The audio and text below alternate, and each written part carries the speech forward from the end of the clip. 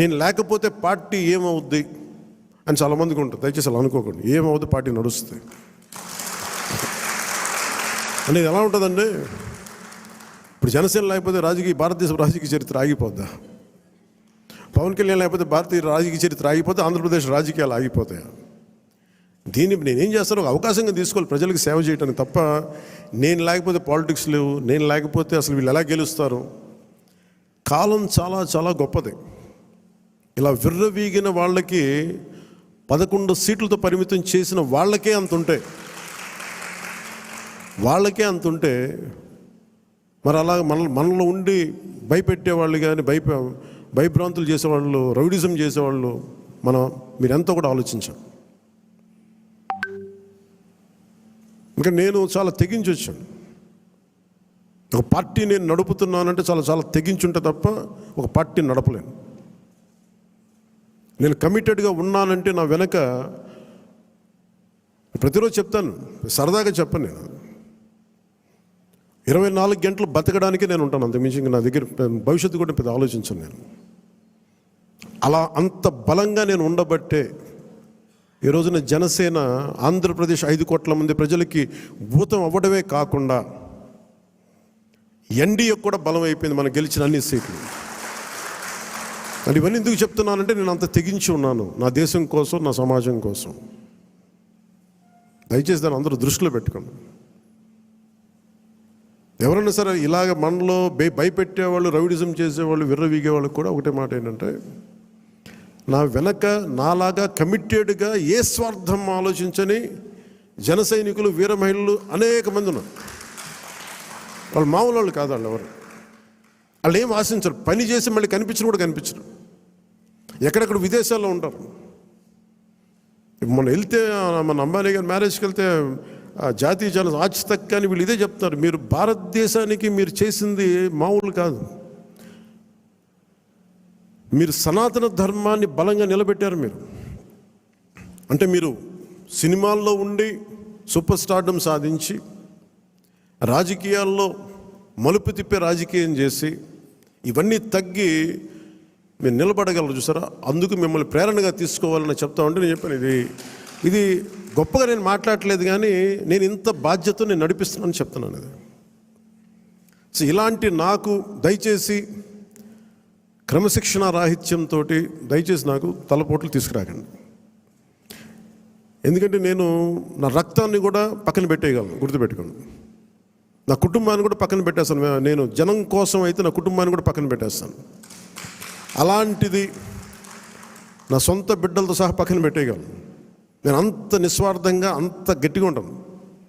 ప్రజాక్షేమం కోసం, ప్రజాస్వామ్య పరిరక్షణ కోసం నేను అంత బలంగా ఉంటాను. అందుకని దయచేసి అందరూ కూడా నన్నేదో తిట్టేస్తే భయపడిపోతాను, నేను లేకపోతే ఇక్కడ గెలవం, పంచాయతీ ఎన్నికలు రావచ్చు, మున్సిపల్ ఎన్నికలు రావచ్చు, నా సత్తా ఏంటో అనుకునే వాళ్ళందరికీ కూడా ఏంటంటే సంతోషం.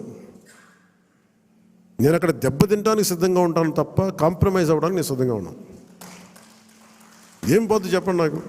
ఈ రోజున 21 మంది ఎమ్మెల్యేలు, 2 మంది 2 ఎంపీలు అయ్యారు. ఇవన్నీ గెలవకపోతే ఏమన్నా అయిపోతాం. ఫలితాలు ఇంకొకలా వచ్చింటే ఇలాగ ఉండేవాడిని, ఏం మారేది కాదు. అందుకని దీన్ని దయచేసి అందరూ పెద్ద మనసుతో అర్థం చేసుకోండి. నాయకులందరికీ కూడా దయచేసి పదే మీ కుటుంబంలో ఉండే మీ సహాయానికి, మీకు సహాయకారిగా ఉండటానికి నాకు అభ్యంతరం లేదు. కానీ వాళ్ళని భవిష్యత్తులో వాళ్ళే మా తరం వారసులను చెప్పడం కొంచెం ఇబ్బందిగా ఉంది బయట. ఎందుకంటే అలాంటప్పుడు నేను కూడా నా పిల్లలు ప్రమోట్ చేస్తూ కూర్చుంటే ఇంకా దీనికి కొత్తదనం ఎక్కడి నుంచి వస్తుంది చెప్పండి. ఇబ్బందిగా ఉంటుంది. అది సహజంగా మీ బిడ్డలు మీరు ఎదగాలని కోరుకుంటున్నాం. రాజకీయాలు వస్తే నాకే ఇబ్బంది లేదు. I'm not against legacy, but let it happen in organic way. సహజ క్రమంలో జరగనివ్వండి. అందుకని ఇలాంటి ప్రతి చోట ఇవి కొన్ని వినిపిస్తూ ఉన్నాయి. ఇది అందరి ముందు చెప్తే ఇది అందరూ మనం ఒకసారి ఒక లోపలికి ఆత్మపరిశీలన చేసుకోండి. అందరూ సహజ క్రమంలో వస్తే నాకు ఇబ్బంది లేదు, కానీ దాన్ని దయచేసి ప్రజల మీద రుద్దకండి. అదొకటి నా విన్నపం అందరికీ. అలాగే మనం మనం ఏం మాట్లాడుతున్నా it is not Janasena victory. ఇది తెలుగుదేశం, భారతీయ జనతా పార్టీ జనసేన కూటమి విజయం అది. ఎక్కడ కూడా మనం సాధించిన విజయం మనం ఏదో కూర్చోబెట్టాం, ముందు పెట్టాం. దయచేసి తెలుగుదేశం పార్టీ నాయకుల్ని కానీ కార్యకర్తలను కానీ, భారతీయ జనతా పార్టీ నాయకుల్ని కానీ కార్యకర్తలను కానీ దయచేసి ఎక్కడ కూడా మనం తోలనాడొద్దు, తక్కువ చేయొద్దు. ఒకళ్ళు చేసిన తప్పుకి, ఒకవేళ పొరపాటు నేను తప్పులు జరిగితే భవిష్యత్తులో జరిగాయని చెప్పట్లేదు, కానీ భవిష్యత్తులో అలాంటి జరిగితే దానిని వ్యక్తికి కేంద్రీకరించండి అంతే. గబుక్కుని ఎవరో ఒక మాట అనేస్తారు, గబుక్కుని మన నాయకులు కూడా గబుక్కుని ఒకసారి ఒక మాట అంటితే అది జనసేన అన్నట్టుగా, సదరు వ్యక్తి అన్నట్టుగా. అలాంటి విధి విధానాలు ఏమంటే మనందరం కూర్చొని ఇబ్బందిగా ఉంటే కూర్చొని ఒక నిర్ణయం తీసుకుంటాం తప్ప వ్యక్తిగతంగా మీరు ఎవరిని కూడా దయచేసి కించపరిచేలాగా ఇవన్నీ చేయకండి. ఎందుకంటే చాలా పని ఉంది మనకి.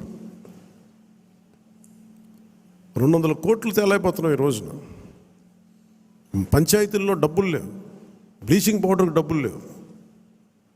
ఈ మధ్యనే వరల్డ్ బ్యాంక్ వాళ్ళతో మాట్లాడుతూ ఉంటే వాళ్ళు ఒకటే మాట్లాడుతాం, మీరు కమిటెడ్ లీడర్షిప్ మీరు ఇవ్వండి, మేము మీకు డబ్బులు ఇచ్చే బాధ్యత మేము తీసుకుంటాం, మీకు పెట్టుబడులు ఇచ్చే బాధ్యత మేము చాలామంది చెప్తాం. గత ప్రభుత్వంలో మాకు ఆ నమ్మకం రాలేదు. మీరు చాలా కమిటెడ్గా ఉన్నారని మాకు అర్థమవుతూ ఉంది. Asian infrastructure industrial development bank కానీ వరల్డ్ బ్యాంక్ కానీ వీళ్ళందరితో మాట్లాడుతూ ఉంటే నా సైడ్ నుంచే పెద్ద అనుభవం, పరిపాలన అనుభవం లేనివాడిని. అందుకనే చంద్రబాబు గారి అనుభవం చాలా అవసరం రాష్ట్రానికి. నేను మొదటి నుంచి అదే చెప్తున్నాను, ఇప్పుడు అదే చెప్తున్నాను. ఎందుకంటే 4 దశాబ్దాల సుదీర్ఘ అనుభవం, పరిపాలన అనుభవం ఈ రాష్ట్రానికి చాలా కీలకం. సో అలాంటి పరిపాలనా దక్షత ఉన్న వ్యక్తికి నాతో సహా అందరం చేదోడు వాదోడుగా ఉండాలి. ఈ కూటమి ప్రజలకి సుస్థిరత ఇచ్చి ప్రజలు తమ స్వశక్తి మీద నిలబడే వరకు ఈ కూటమి మనస్ఫూర్తిగా ఉండాలని కోరుకున్నాం. దీన్ని ఈ సందర్భంగా మీ అందరికీ తెలియజేసుకుంటున్నాను.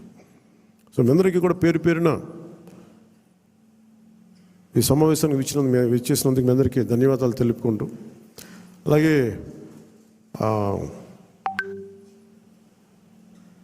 ఆర్ఫనేజ్ నుంచి వచ్చారని చెప్తా ఉన్నారు. Which orphanage star. అలాగే పార్టీ తరపు నుంచి ఎస్కేసిబి ఆర్ఫనేజ్ హోమ్ నుంచి వచ్చిన అవసరం SKCB orphanage home, shine orphanage home నుంచి వచ్చిన SKCB orphanage home Swarnalatha Pushpalatha గారికి, షైన్ ఆర్ఫనేజ్ హోమ్ సంధ్యారాణి గారికి, జి సంధ్యారాణి గారికి, ఎన్ సంధ్యారాణి గారికి మనస్ఫూర్తిగా మీ అందరికీ నా హృదయపూర్వక నమస్కారాలు. అంటే మిమ్మల్ని ఏదో నాకు నేను ఎప్పుడు ఏం అడిగానంటే, ఈ డబ్బులు వేస్ట్ అయిపోతూ ఉంటే పూలు తెస్తూ ఉంటారు, అలాగే విగ్రహాలు ఒకటి తేవడం, ఇవి కూడా దయచేసి నేను దాన్ని డిస్కరేజ్ చేస్తూ ఉంటాను.